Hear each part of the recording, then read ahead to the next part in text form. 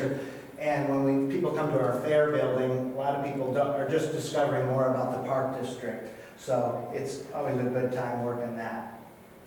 Other things like movie nights, amphitheater shows. Soon in November, we'll have our Holidays Artisan Boutique on Friday and Saturday night in November.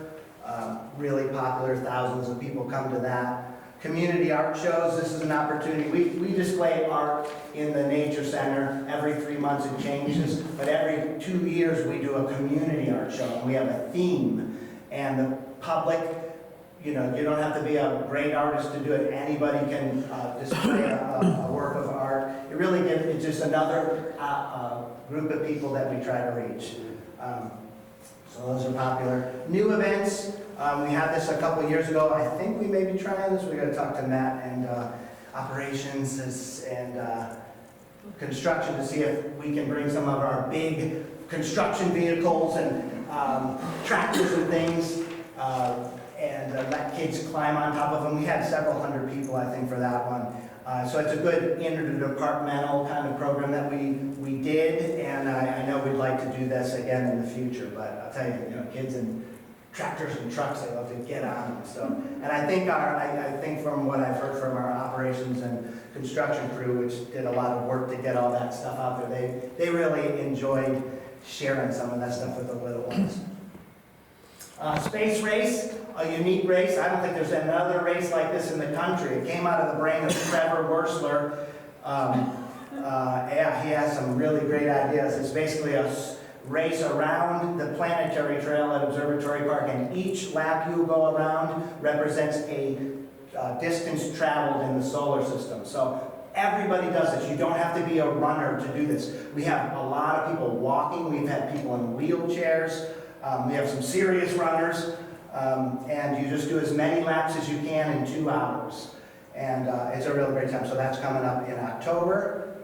Then, you know, this one is a one-time thing. We can't recreate this. Thank you to Howard and the Fair Board for allowing us to partner with the Total Solar Eclipse program that we did. Was that not magical or what? That was so amazing.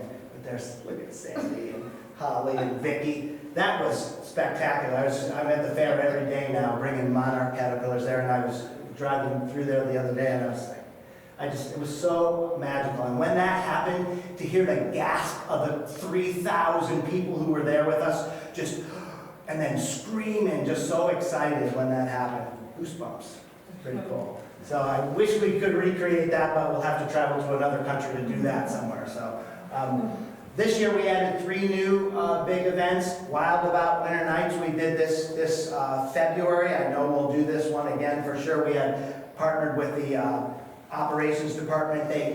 Bobby Fowler, he built this massive big fire, and people just loved it. We had owl hikes, we had natural history items on the table, hot cocoa, s'mores and things like that, winter games, astronomy.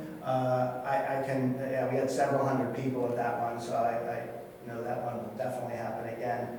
Paddle Fest came out of the brain of this guy. He's like, yeah, I think other parks have done this. We got to try something like this. So I'm good at delegating. Hey, Holly and Trevor, do some Paddle Fest. So we did that this year, and it was a registered event, and we were full for that. So I know that people from the comments we got, some really positive comments about that.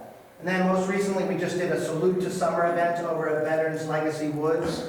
And although I think our numbers weren't quite as great as we might have thought, I think we just have to kind of rethink how we do it. And maybe mid-summer or late summer afternoon isn't the best time to do a program like this.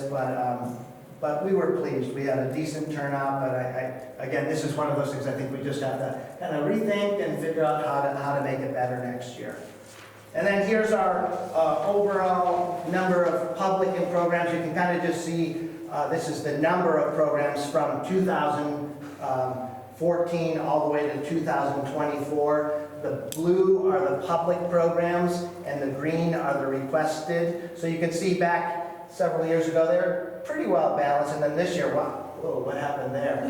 Oh, that was the pandemic time, 2000 and 2021. the numbers were a little bit different. Why so high? Why did we do 1,091 public programs? Because we did a lot of little programs, many of them, for like 10, remember when we had we could only have like 10 people, so we did lots of little things. So that's why the spike is there. But you can see gradually over the time, the number of programs has gradually increased up till today. And then here's our, this is total programs, public and requested. Again, you can see it went down a little bit in 2020 pandemic time, but we've definitely grown from 855 programs, total programs in 2014, all the way up to 1,245. So you can see a gradual increase, and that's definitely what we want to see. And then here's our attendance. Again, public versus requested programs, so it's again gradually increased over the year. Here's the combined. So back in 2014, 34,000. So we went up to about 55,000 here, and then the pandemic hit, but now look at, we're gradually starting to go back up to where we want to be. And we want to keep our naturalists busy, but we also want to keep them sane. So,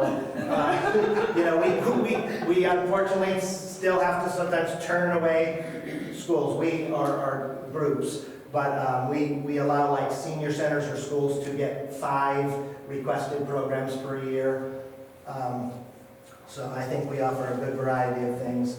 And here's Observatory Park, and I guess it's nighttime, so it says we've reached the end. But I want to thank the Park Board for all your support and the work that we do in the Naturalist Department. We really appreciate it. So thank you very much. Thank you. Hey John, tell us, you mentioned a couple naturalists, and a couple of them have dual roles. So tell us about Andy's role as volunteer coordinator. Tell us a little bit about the role our volunteers play. Oh, yeah. Great question. Andy Abram, who we got from Lake Metro Parks, we stole him from there. He's always like, yeah, you guys are like the big league. We hire the people, get them part-time, and then you guys take them from us. And then we got him. So, but we hired him he's a great naturalist. He was a manager over there at Lake Metro Parks. But we thought we would combine a naturalist role with a volunteer coordinator. So Andy has that dual role of naturalist and volunteer coordinator. Our volunteers, we can't do what we do without them. They support us in so many ways, from trail maintenance. We have volunteer trail team. They assist with public programs and events. And I say that to them every year when we meet. At our volunteer appreciation breakfast, but we couldn't do what we do without them. And approximately how many volunteers do we have? Oh, it's in a few hundred active volunteers. I know Andy said we are going to be trying to recruit. For many years, we haven't been accepting new volunteers because we want to keep our volunteers happy. If we have too many volunteers, then we don't have enough work for them to do. But it seems like in the past year or two, we've had some empty slots, so we will be opening up some new volunteer opportunities for the public. Thank you, John. You're welcome. Thank you, everybody. Any questions for the commissioners? No.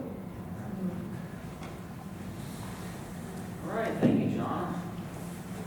Just want to cite a few more accomplishments. Tuesday, August 5th, Ranger Mike Thies proudly represented Jogga Park District's Ranger Department during the 2-hour National Night Out event held annually on Chardon Square. Together with a square full of other Jogga County first responders and civil servants, he did a meet and greet with families, sharing about the park, and allowed children to climb into the Ranger vehicle for a look around. From our Naturalist Department, over the course of 3 public programs in late July and early August, park patrons helped us collect approximately 275 monarch butterfly eggs to be raised mostly for display, tagging, and release during our 4 days at the Great Jogga County Fair. And finally, Naturalists held a total of 100 programs in the month of July, attracting a total attendance of 1,907. That is all I have for commissioners. Anything from the commissioners? All right, we'll move on. I have nothing to propose for executive session. Do any of the commissioners?